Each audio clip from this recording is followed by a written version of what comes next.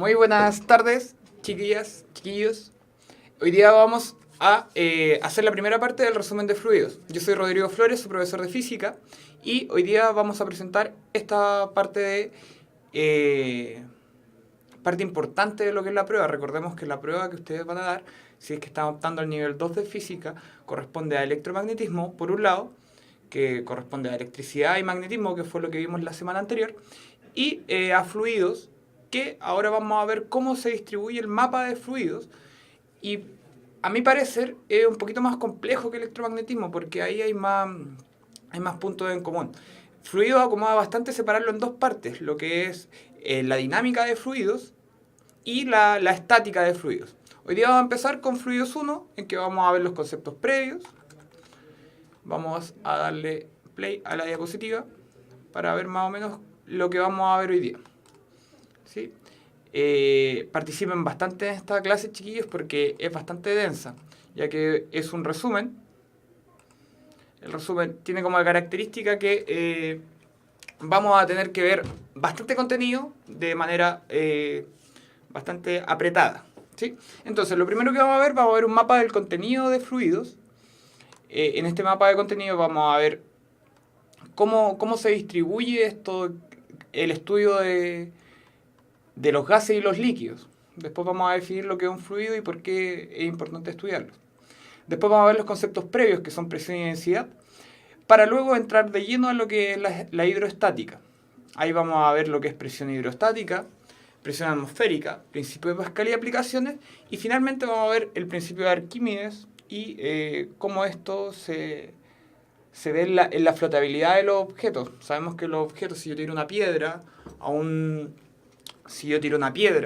al agua, esta se va a hundir. En cambio, si yo tiro un pedazo de plumavit o un frasco vacío, este va a tender a flotar. Vamos a ver por qué sucede eso. Entonces, empezamos introduciendo cómo se distribuye este contenido a lo largo del estudio de lo que son los fluidos.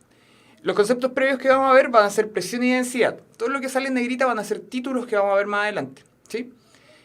Conceptos previos van a ser presión y densidad. Vamos a ver en qué consisten. Son necesarios para aprender lo que es un fluido. Y luego ya vamos a entrar de lleno con la materia, que es la hidrostática. Vamos a ver lo que es presión hidrostática y atmosférica. Vamos a ver el principio de Pascal, el principio de Arquímedes.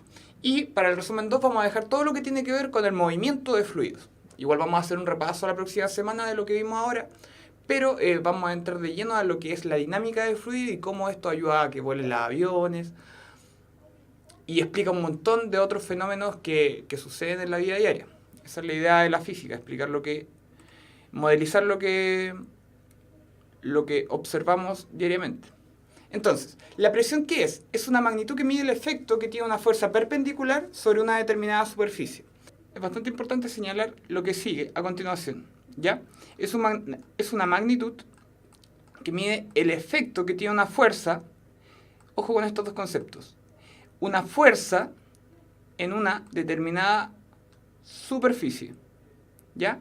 Una fuerza en una determinada superficie. Entonces, si yo tengo una superficie pequeña va a aplicar bastante presión. En cambio, si yo tengo una superficie más grande, voy a aplicar menos presión. Funciona, por ejemplo, cuando ustedes le hacen con el dedo a una persona acá, eso da un dolor bastante grande, porque la presión que se ejerce con un solo dedo es mucho más que la que yo puedo hacer con toda mi mano. De esa manera va a funcionar. Entonces, ¿cómo se calcula? Se calcula multiplicando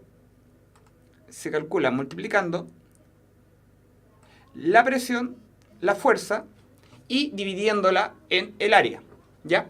Entonces, a mayor fuerza, mayor presión, pero a menor área también hay mayor presión. No es lo mismo pinchar con un clavo que pinchar con un celular. ¿Por qué? Porque el área de contacto es mucho mayor. A medida que sea mayor el área de contacto, la presión se va a distribuir en más área, lo que va a disminuirla. ¿Dónde podemos ver esto? En una cama de clavos, por ejemplo, en la que hay en el Museo Interactivo Mirador, en el MIM, o en una artesanal, como podemos ver ahí, el globo no se revienta. ¿Por qué? Porque son muchos clavos. Como yo tengo muchos clavos, es mucha el área de contacto y la presión no es suficiente para reventar el globo. ¿Por qué las cosas pinchan? ¿O por qué se les saca filo a los cuchillos? Para disminuir el área de contacto y la presión sea máxima, ¿sí? Entonces, la presión es máxima cuando el área de contacto es mínima. Funcionan al revés. En cambio, la presión también se va a maximizar cuando yo maximice la fuerza. Si yo pincho fuerte, también voy a hacer más presión. Si yo pincho despacio, voy a pinchar más despacio, obviamente. Entonces, si yo disminuyo el área, voy disminuyendo el área de contacto, voy a aumentar la presión. ¿Por qué la cama de clavos funciona entonces? Porque hay muchas áreas. Hay muchas áreas. Cada clavo tiene un área. Y esta se distribuye a lo largo de toda la superficie del globo y por eso no se revienta. Si yo lo pinchara con un solo clavo, claramente se va a reventar porque el área es muy pequeña. ¿Sí? Más ejemplos. Por eso el clavo se clava con la punta hacia abajo, porque el área pequeña. Hay un experimento que es bastante sencillo, que si ustedes voltean el clavo y tratan de martillar con la cabeza del clavo dada vuelta, no van a lograrlo. ¿Por qué? Porque el área de contacto es demasiada. Nosotros siempre lo que buscamos al momento de ejercer una presión es que el área de contacto sea la menor posible. Eso obviamente va a depender de para qué nosotros lo queramos. En el próximo ejemplo vemos claramente que esto aplicado a la presión en el pie de la mujer es bastante dañino. ¿Por qué? Porque la presión se maximiza. Eso provoca dolores, provoca deformaciones a lo largo de la vida de quien ocupe tacos, por ejemplo. ¿Por qué? Porque el área de contacto es muy pequeña. Entonces esto hace que la presión sobre el pie sea muchísima. Es mucha la presión sobre el pie porque el área de contacto es muy pequeña. Siempre hay que buscar en el calzado hay que aumentar el área de contacto para que se distribuya nuestro peso en la mayor área posible, para que la presión sea poquita.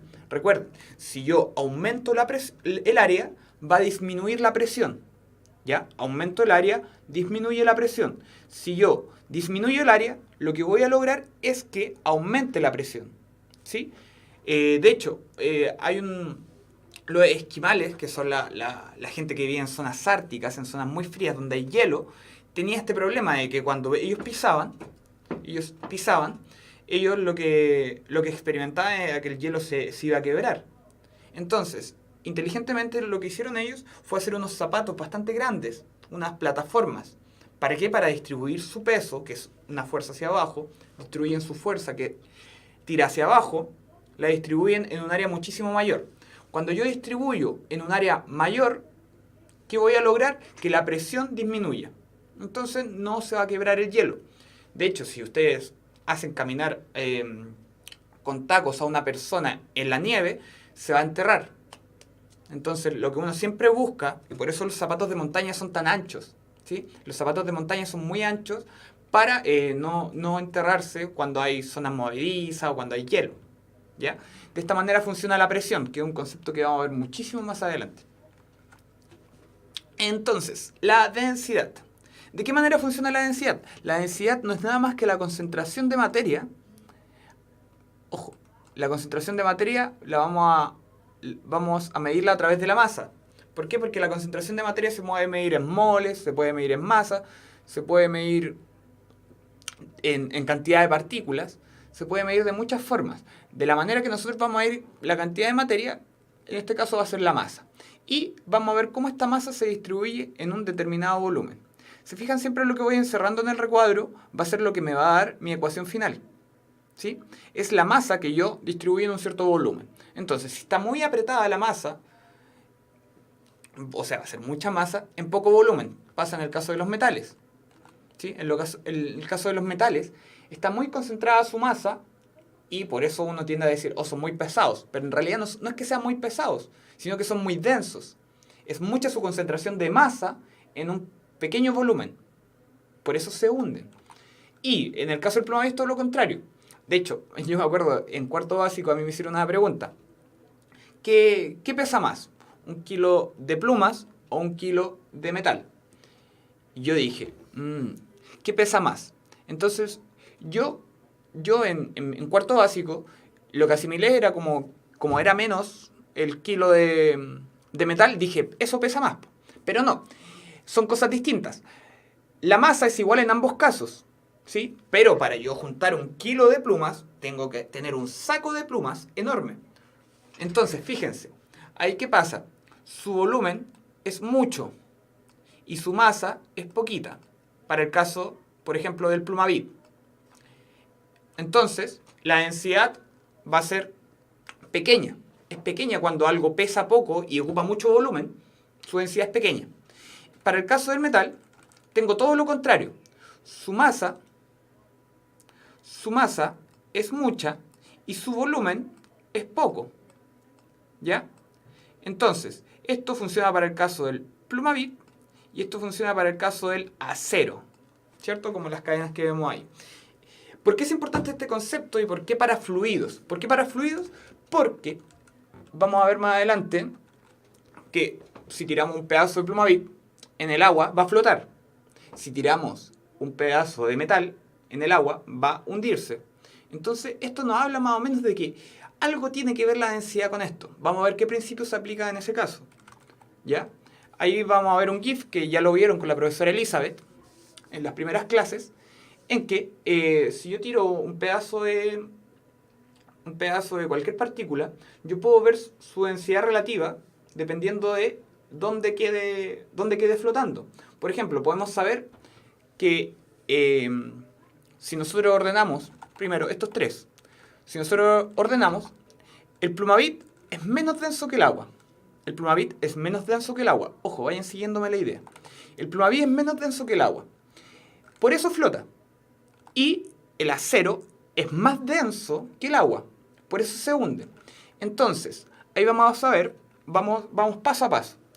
El aceite para lámpara es el menos denso. Por eso flota por arriba de todos los otros líquidos.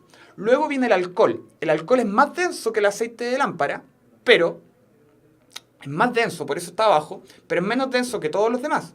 Luego viene el aceite, ese que ocupamos en la cocina. Es viscoso, pero es poco denso. Entonces, es más denso que el alcohol, se hunde respecto al alcohol, pero flota respecto a todos los demás. Luego viene el agua. El agua es más denso que el aceite vegetal, es más denso que el alcohol, es más denso que el agua, que el aceite de lámpara. Voy a ir haciendo dibujos de lo que estoy explicando. Primero, el aceite de lámpara es el menos denso. Luego el alcohol es más denso que el aceite de lámpara, pero menos denso que todos los que están abajo. Luego viene el aceite vegetal, luego viene el agua y luego el jabón líquido. El jabón líquido es más denso que el agua, pero fíjense, la piedra se detiene justo en este punto.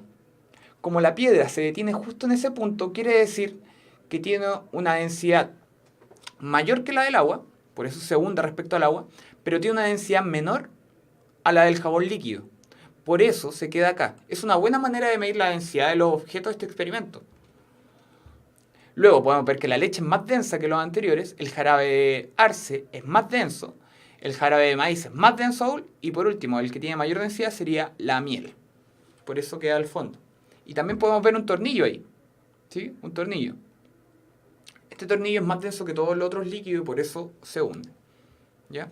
De todas maneras, vamos a ver lo que es la flotabilidad en posterior. Empecemos con fluidos. Acá empieza propiamente tal el contenido. Bueno, los fluidos son todo aquel conjunto de partículas, que requiera poco esfuerzo para fluir. Yo necesito un poco esfuerzo de corte, se llama eso, poco esfuerzo de corte para que empiece a fluir este conjunto de partículas. Y básicamente nosotros lo caracterizamos como los líquidos y los gases. Los líquidos y los gases. ¿Ya? Entonces todo lo que nosotros vamos a estudiar se aplica a líquidos y a gases.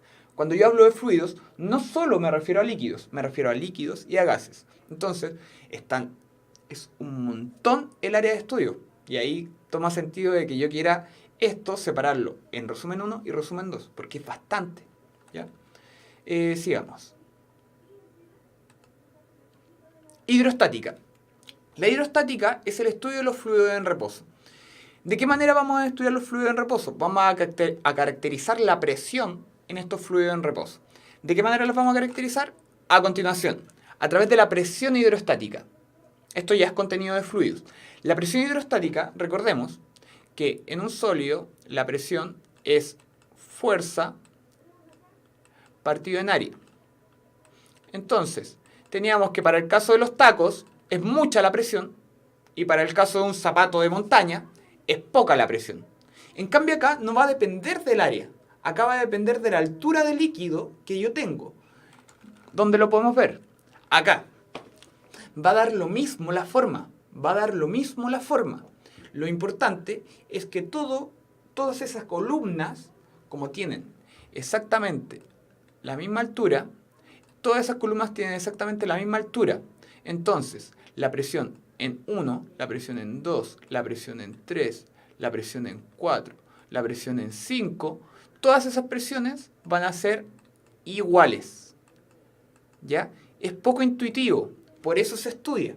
Lo que se estudia en física generalmente es lo que es poco intuitivo, por eso se necesita clases para hacerlo. Entonces, en un líquido va a dar lo mismo como esté distribuido. Va a dar lo mismo como esté distribuido la columna de aire. Por ejemplo, yo tengo una columna ahora arriba mío de aire. Esa columna va a ser igual, va a ejercer la misma presión sobre mi cabeza que sobre mi dedo. ¿Por qué? Porque la columna de aire tiene la misma altura hacia arriba en mi cabeza que en el dedo. Va a dar lo mismo si se distribuye en un área pequeña o en un área grande. En los fluidos funciona distinto que en los sólidos. A eso quiero llegar. ¿Sí? Vamos a seguir estudiando entonces. El mismo caso. Tenemos, por ejemplo, ahí se ve que tenemos en el caso A y en el caso C bastante líquido. Pero en los puntos A, B, C y D va a dar lo mismo si es mucho líquido o es poco líquido. Lo único que yo voy a tomar en cuenta es la altura del líquido que ejerce la presión. La presión en A, B, C y D va a ser igual. Eso es lo que me dice el principio de presión hidrostática. ¿Sí? Luego, miren, acá vamos a analizar paso a paso este caso. Acá tenemos una altura, toda esta columna de líquido, una altura 1. Nosotros vemos que sale un chorrito de agua bastante pequeño, porque la altura es poca. Si la altura es poca, si la altura es pequeñita, ¿qué voy a lograr yo? Voy a lograr que la presión también sea pequeñita. ¿Sí? Por eso el chorro de agua sale muy leve. Luego, para el segundo caso, tengo una altura 2. Una altura 2. Ahí, como pueden ver, como yo tengo una mayor altura, cuando digo altura me refiero a esta, a la altura que ejerce todo ese líquido para el caso 1 y la altura que ejerce todo este líquido para el caso 1 y todo este líquido para el caso 2. ¿Se fijan? Tengo que tomar en cuenta todo el líquido que ejerce la presión. Para el caso 1 es poco la altura del líquido. Para el caso 2 es mayor la altura del líquido. Para el caso 3 es aún mayor.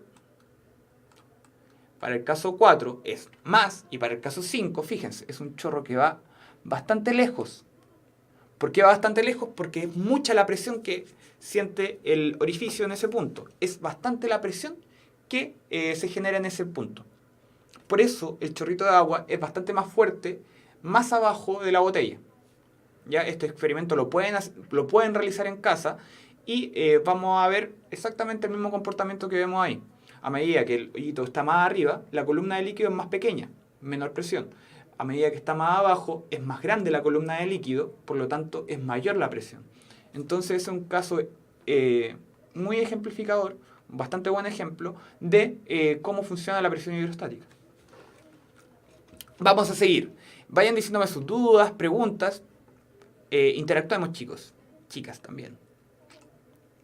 Entonces, vamos con este espectacular experimento. Este experimento lo pone a prueba Torricelli. Antiguamente se creía que no existía la presión atmosférica, que no había nada arriba de nosotros y que nosotros solamente con la fuerza de nuestros pulmones respirábamos. Después se demostró, Torricelli lo hizo, que la presión sí ejerce una fuerza sobre cada uno de nosotros. ¿Cómo lo demostró? Tomen atención. Primero, él tomó un tubo con mercurio de aproximadamente 1 metro. ¿Sí? De aproximadamente 1 metro. 1 metro. ¿Sí? Entonces tenía una columna de mercurio. Nosotros, ¿por qué hablamos de columnas? Y eso se relaciona con lo anterior. La presión hidrostática se mide en altura, ¿sí? Entonces, él dijo lo siguiente. Yo voy a sumergir el mercurio en una piscina de mercurio, en mi segundo caso. ¿Ya? Lo sumerjo. Hago eso. Y destapo la parte de abajo. Destapo la parte de abajo. Luego, acá no hay nada. Acá no hay nada acá. Entonces, como no hay nada, si es que no hubiera presión atmosférica, todo el líquido tendría que bajar, porque no habría nada presionándolo. Pero en el caso de que hubiera una presión atmosférica, una presión del aire, a eso me refiero, una presión del aire ejerciéndola hacia abajo, eso va a hacer que no todo el líquido caiga, sino que va a haber una columna de líquido, que no va a caer. Y eso fue exactamente lo que pasó. Él, primero, tenía el tubo, luego lo sumergió en una piscina con mercurio, y luego hizo que bajara, destapó la parte de abajo y fue bajando la columna, porque no era capaz de resistir toda esa cantidad de mercurio, que era bastante. Toda esa columna de mercurio, perdón. Entonces la columna de mercurio empezó a bajar, hasta llegar a esa altura que sale ahí, que son 760 milímetros de mercurio. Entonces, Torricelli dijo lo siguiente. Entonces, como la presión es igual a ρ, a densidad por la gravedad por la altura, yo tengo la altura, tengo la densidad del mercurio y tengo la aceleración de gravedad. Entonces la presión le dio un valor aproximado de 101.000 pascales, que es la unidad medida de la presión. Eso le dio aproximadamente a Torricelli. Entonces, desde ese momento fue que empezaron las mediciones de la presión atmosférica. La presión atmosférica va variando dependiendo de dónde esté yo, ¿sí? No es lo mismo tener una columna de aire pequeña, una altura pequeña, que una altura grande arriba mío. Cuando hablo de altura, hablo de la altura que ejerce ese fluido. Nosotros recordemos que estamos sumergidos en un mar de oxígeno, en un mar atmosférico. Entonces, hay una presión justo arriba de mis hombros y arriba de mi cabeza. Entonces, yo les podría hacer una pregunta básica. ¿Dónde es mayor la columna de aire? ¿En mis hombros o en mi cabeza? ¿Dónde es mayor la columna de aire? Fíjense que acá está todo lo que está arriba mío. Y en mi hombro tengo una mayor columna de aire porque tengo todo lo que está arriba de mi cabeza y además tengo este espacio de acá. Entonces, tengo esta columna más la que está arriba de mi cabeza. Por lo tanto, yo voy a sentir mayor presión sobre mis hombros que sobre mi cabeza. Exactamente con esa misma analogía, podemos observar que en una montaña, la altura es menor a que en el nivel del mar. Por lo tanto, cuando yo voy subiendo la montaña, me va faltando presión atmosférica. Por eso me cuesta respirar. Si alguien ha ido a alturas, a Bolivia, a Machu Picchu en Perú, al Monte Everest, si alguien ha ido a esos lugares, uno puede sentir esta sensación que le llamamos coloquialmente la puna. La puna consiste en que me falta presión atmosférica. Entonces mis pulmones no son capaces de respirar el aire. ¿Por qué? Porque nosotros todo el momento estamos siendo ayudados por la atmósfera a respirar. Entonces, si yo subo una montaña, la columna de aire es bastante pequeña. Es más pequeña. Por lo tanto, me va a faltar presión para poder respirar. Y eso es la sensación de apunamiento. Por eso es bastante peligroso subir montañas muy elevadas, porque la presión va siendo cada vez menor. A medida que yo voy subiendo, la columna de aire arriba mío va disminuyendo. Si yo voy subiendo la montaña, la columna de aire va a ir disminuyendo. Y eso provoca que yo sienta la sensación de que me cuesta respirar. Y eso es la puna, que es bastante peligrosa por lo demás, para la gente que no está acostumbrada. Por eso Chile siempre pierde en Bolivia, porque Bolivia tiene una altura bastante grande. Y la gente de Bolivia está acostumbrada a esa altura. No, En cambio, los chilenos cuando van hacia allá les cuesta respirar. Es muy difícil hacer deporte en lugares altos porque me cuesta respirar, me cuesta oxigenar mis pulmones. Entonces, la presión atmosférica apunta justamente a eso. Entonces, a mayor altura hay menor presión atmosférica, ¿sí? Vamos con el principio de Pascal. El principio de Pascal me dice que la presión se distribuye de igual forma por toda la superficie del líquido. Eso es lo que dice el principio de Pascal. Simple. Si yo aplico una fuerza, la presión sobre cada uno de estos puntos va a ser exactamente igual. O sea que haciendo la misma analogía de los chorritos de agua de la botella, serían todos iguales porque la presión es la misma. Luego, esto implica que esto implica un principio de multiplicación de fuerza. ¿De qué manera? Si yo tengo un pistón pequeño y aplico una fuerza, y tengo al otro lado un pistón grande, debido a que ejercen la misma presión, ambos, y la presión relaciona la fuerza con el área, si yo aplico una fuerza acá, esa fuerza se va a ver multiplicada en la misma medida que se va a multiplicar el área. Es decir, si yo aplicara una presión, por ejemplo, yo tuviera un celular en una plataforma pequeña, así, y tuviera un auto en una plataforma enorme, de hecho eso es lo que pasa en las prensas hidráulicas, se multiplicaría la fuerza, ¿sí? Entonces, al aplicar fuerza en un pistón pequeño, la fuerza se amplifica tanto como la superficie del otro pistón, ¿sí? Entonces, yo aplico una fuerza de 10 newton, y si el otro al lado tiene 10 veces más área, se va a multiplicar por 10 la fuerza que yo aplico. De la misma manera, si yo, al contrario, aplico la fuerza en un pistón grande, en el otro pistón voy a sentir mucha menor fuerza, ¿ya? Siempre, en el pistón pequeño, aplico fuerza y eso se traduce en una mayor fuerza en el pistón grande. De esa manera funciona el principio de Pascal. Ahora vamos a ver algunos ejemplos. Dos básicamente, que son los más ocupados. Uno, permiso, voy a mover un poco acá. A mover esto. Ya, el primero. Voy a tapar un poco la insignia del... Primero vamos a ver lo que es la gata hidráulica y luego vamos a ver lo que es los frenos hidráulicos, ¿sí? Ambos tienen ese prefijo de hidra que viene de agua, pero funciona tanto con gases como con líquidos. Sin embargo, el principio de Pascal es importante esto y se me olvidó anotar en la diapositiva, la verdad. El principio de Pascal, ojo, el principio de Pascal se aplica solamente, y por eso hay un líquido especial de frenos y un líquido especial para las prensas hidráulicas, que el líquido tiene que ser no compresible. No compresible. ¿Y qué pasa con por ejemplo, con el gas? El gas sí se puede comprimir. Por eso nosotros necesitamos de que el fluido sea no compresible. Bajo solamente esa condición se aplica el principio de Pascal. Obviamente no hay ningún líquido, no existe el líquido que sea 100% no compresible. Siempre si yo aprieto el líquido va a tender a comprimirse sus partículas. Pero van a haber líquidos que se van a comprimir menos y líquidos que se van a comprimir más. Entonces, ustedes supondrán que los líquidos que tienden a comprimirse menos son los mejores para hacer este tipo de artefactos. Entonces vamos a ver el funcionamiento de cada uno por separado.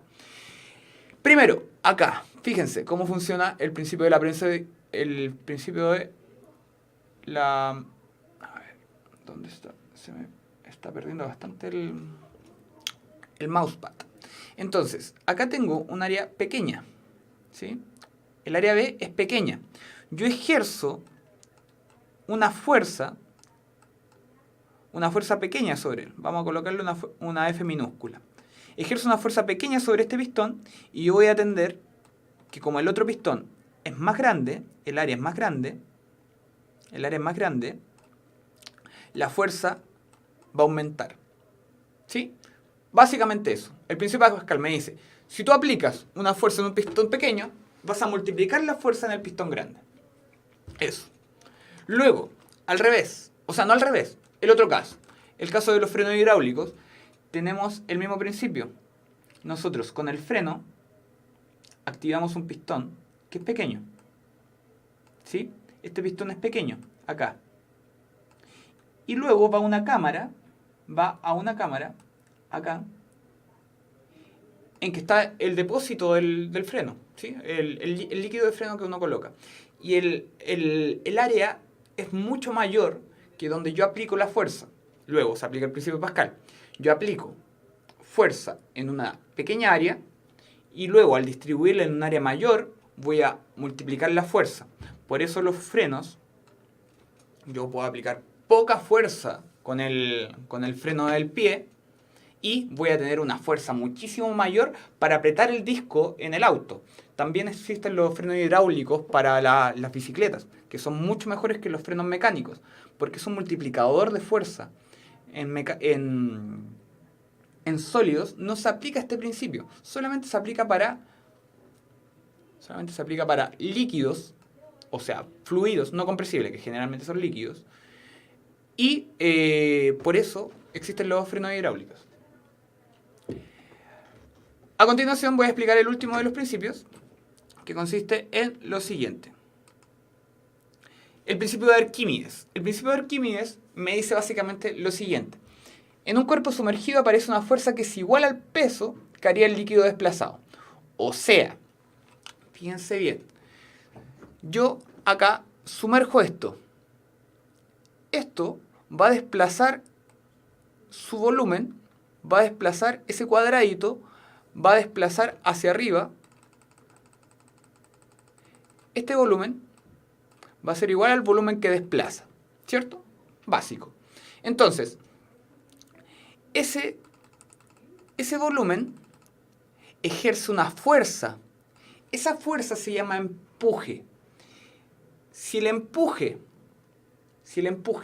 es mayor al peso, el cuerpo va a flotar. Si el empuje es menor al peso, el cuerpo va a hundirse, ¿ya? Esto pasa si el peso es mayor al empuje, le voy a colocar E al empuje, esto va a implicar que va a hundirse, se hunde. En cambio, si sucede al revés, que el empuje es mayor que el peso, ¿qué va a pasar acá? Va a pasar que el objeto va a flotar, ¿sí? Si son iguales, va a pasar lo que pasa en la imagen, que va a parcialmente sumergirse y parcialmente flotar, o sea, va a quedar al medio. Entonces, es lo mismo que aplicábamos ahí. Ahí, el empuje que hace el aceite de la lámpara no es el suficiente para hacer que flote. El alcohol tampoco puede hacer un empuje suficiente. El aceite vegetal tampoco puede hacer un empuje lo suficientemente grande para hacer que flote. El agua tampoco se la puede. Recién el que puede hacer el empuje lo suficientemente fuerte para detener el objeto es el jabón líquido. Esto lo tenemos que ver en términos de fuerzas. La fuerza que va a hacer un objeto hacia arriba va a depender de su densidad.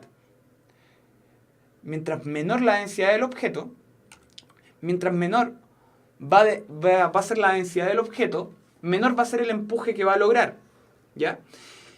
Y esto yo lo puedo aplicar en muchísimos ejemplos, como los barcos, como los objetos de acero, los objetos de plumaví, los objetos de plástico. Va a depender siempre de la densidad del objeto y de la densidad del líquido. Si el líquido es poco denso, va a ser poco capaz de ejercer una fuerza hacia arriba. El empuje siempre va a depender de la densidad del líquido. Un líquido que es muy denso va a hacer muchísimo empuje hacia arriba. Por eso los objetos que están en un líquido denso flotan. Y para finalizar, les voy a dar un ejemplo. Yo tuve unas vacaciones en San Pedro de Atacama y ahí hay unas lagunas que se llaman las lagunas saladas. Las lagunas saladas son enormes, no son tan grandes, pero la gracia que tienen es que tienen mucha sal. Como tienen mucha sal, la densidad del agua es muchísimo más grande que la de un agua normal. Son aguas saladas, tienen una concentración de agua enorme. Al ser mayor la densidad, el efecto que produce sobre el cuerpo humano es que todos flotábamos. En las lagunas saladas todos flotan porque la densidad del líquido es tan grande que el empuje que hace es muy fuerte hacia arriba. Y eso hace que tengamos la sensación de estar flotando, ¿sí? La sensación de no pesar nada. Por eso, y ojo acá, no es que cuando yo me hunda no exista empuje. Aunque yo me hunda, siempre va a haber empuje. Por eso en el agua nos sentimos mucho más livianos que caminando en el aire, ¿sí? O caminando en la atmósfera, no en el aire. Caminando en la atmósfera también hacemos un empuje hacia arriba. En la atmósfera también hace un empuje hacia arriba, pero es muy poquito y no lo sentimos. El empuje que hace el agua es mucho más fuerte y por eso nos sentimos más livianos cuando caminamos en el agua, ¿sí? Si camináramos sobre miel, sentiríamos que la fuerza es mucho mayor hacia arriba y nos sentiríamos aún más livianos. ¿Por qué? Porque el empuje nos ayuda a caminar, ¿sí? Nos ayuda a sentirnos más livianos. Entonces el principio de Arquímedes nos habla de aquella fuerza que nos empuja hacia arriba. Esa fuerza va a depender de la densidad del líquido. Si el líquido es muy denso, va a ser mucha la fuerza, y como en el caso de las lagunas saladas, es probable que flotemos, ¿sí?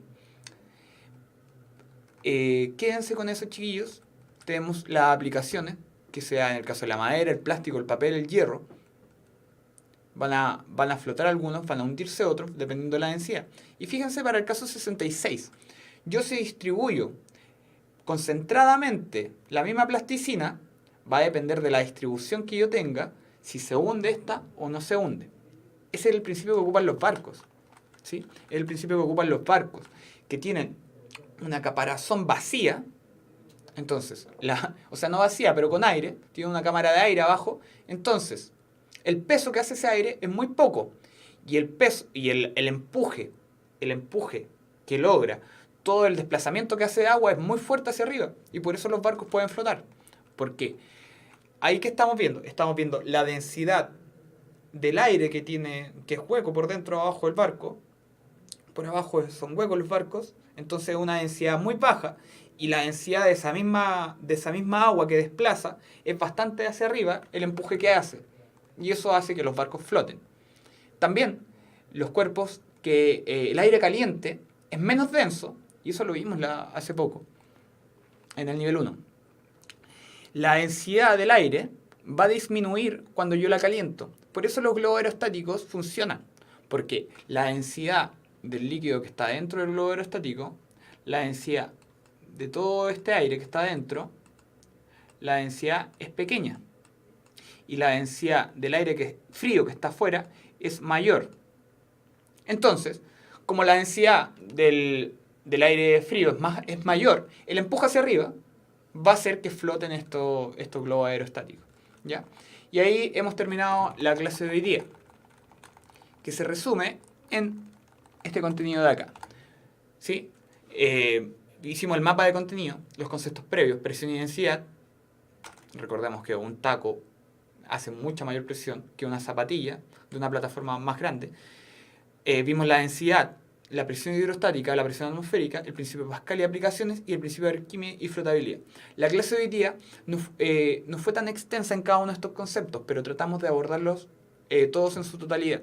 Así que espero que les haya servido la clase, chiquillos, y nos vemos la próxima semana con la clase 2 del resumen de fluidos.